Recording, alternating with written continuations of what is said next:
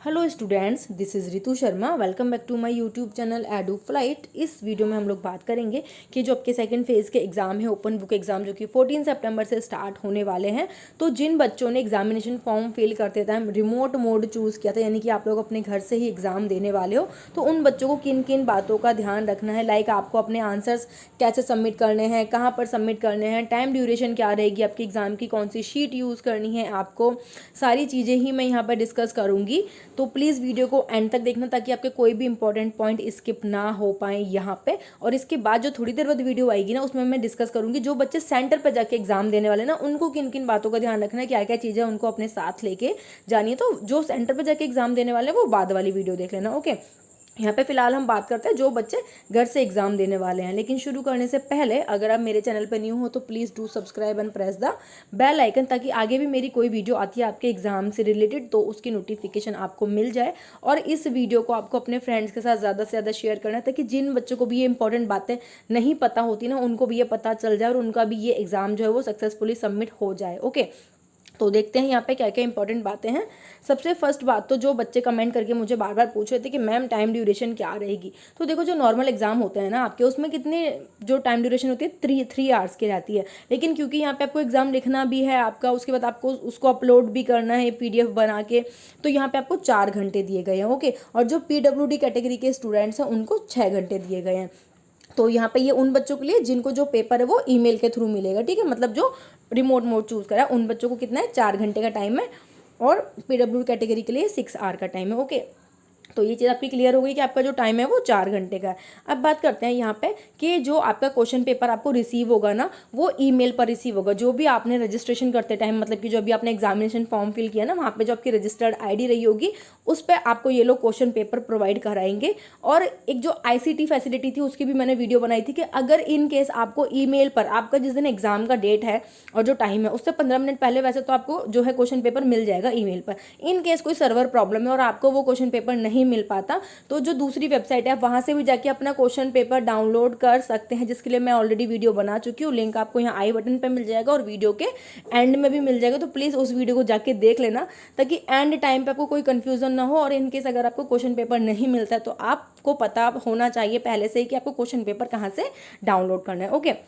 तो question paper mail पर आएगा आपकी, ये बात हमने देख ली, या फिर आप वहाँ से डाउनलोड कर सकते जो दूसरी वेबसाइट जो मैं बता रही हूँ, ओके।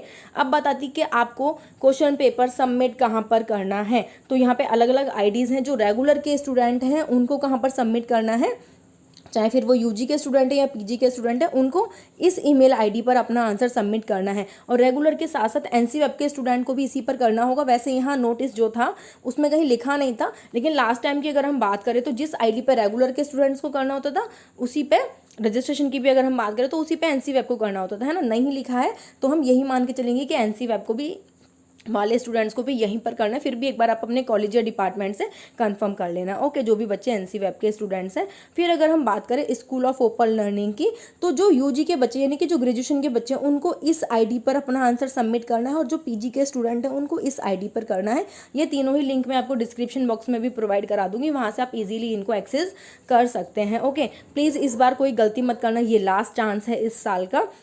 तो इन IDs पर आपको आंसर जो है अपने सबमिट करने हैं। ये रेगुलर वालों के लिए होगी, चाहे UG के हैं या PG के स्टूडेंट हैं, और ये स्कूल ऑफ ओपन लर्निंग वालों के लिए हो गई, ये UG वाले और ये PG वाले, ओके। तो प्लीज़ गलती मत करना इस बार। अब बात आती है कि आप आंसर मेल पर तो सबमिट करोगे, पोर्टल पर नहीं करने इस बार, ये चीज़ ध्यान रखना, ठीक है। मेल पर ही आपको सबमिट करने हैं अपने आंसर्स। लेकिन अब आप आंसर्स जो हैं सबमिट तो करोगे, क्या क्या चीज़ें लिखोगे वहाँ पर। जो पिछली बार गलती कर रहे थे ना बच्चे, बोल रहे थे मैम हमने ये गलत कर दिया मेल में, वो गलत कर दिया, तो प्लीज़ इस बार कोई गलती मत करना। क्योंकि पोर्टल पर जब हम आंसर सबमिट करते थे ना, तो वो इजीली ट्रेस हो जाता है, क्योंकि वहाँ पे आपकी ID ऑलरेडी डली हुई है, वहाँ पे आपका रोल नंबर ऑलरेडी डला हुआ है।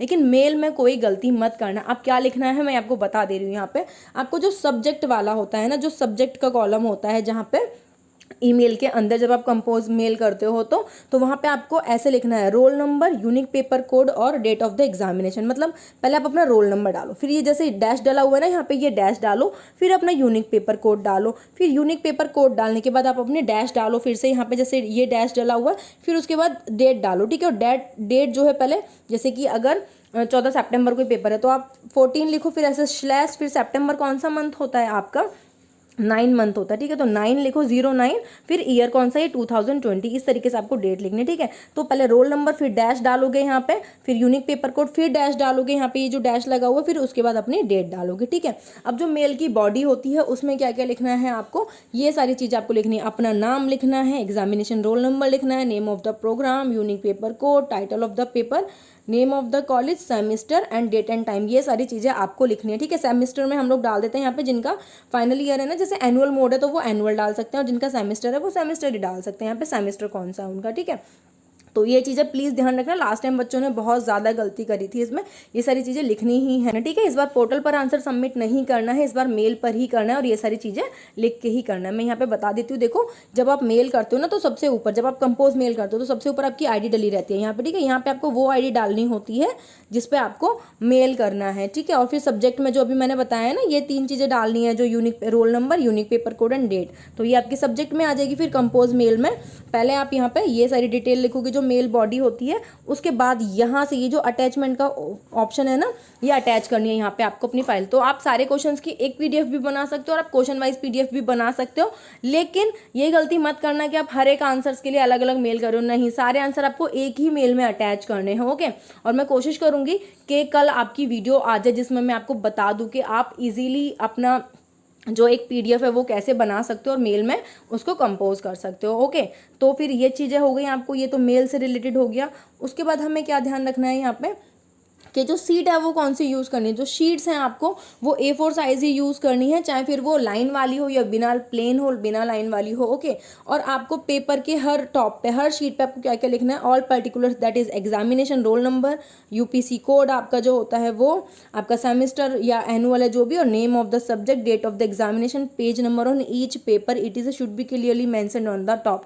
तो क्या क्या चीज़ें होगी, आपका examination roll number, unique paper code, semester कौन सा है आपका या एनुअल मोड है वो, उसके बाद नेम ऑफ द सब्जेक्ट, आपका सब्जेक्ट किसका पेपर दे रहे हो आप, उसके बाद date of the examination, date क्या है, और फिर पेज नंबर जो है ऊपर ही डाल दो, ठीक है, ताकि उनको भी क्लियरली पता चल जाए आपका कौन सा पेज नंबर है।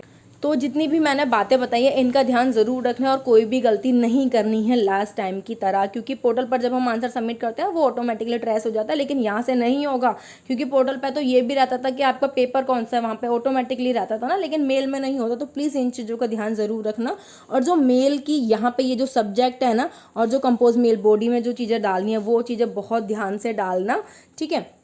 तो ये काफ़ी सारी इंपॉर्टेंट बातें होगी जिनका आपको ध्यान रखना है। तो प्लीज़ इस वीडियो को ज़्यादा से ज़्यादा शेयर करो अपने फ्रेंड्स के साथ, ताकि जिनको भी ये बातें नहीं पता होती उनको भी पता चल जाए। एंड अगर आपने अभी तक भी मेरा चैनल सब्सक्राइब नहीं किया तो please do subscribe and press the bell icon. और कल जब आपकी वीडियो आएगी कि PDF कैसे बनानी है, मैं कोशिश करूँगी उसको जल्दी से जल्दी लेके आने की, तो प्लीज़ उसको भी देख लेना अगर आपको प्रॉब्लम होती है PDF बनाने में या मेल में अटैच करने में। तो मिलते हैं नेक्स्ट वीडियो में, तब तक के लिए take care, bye bye, all the best.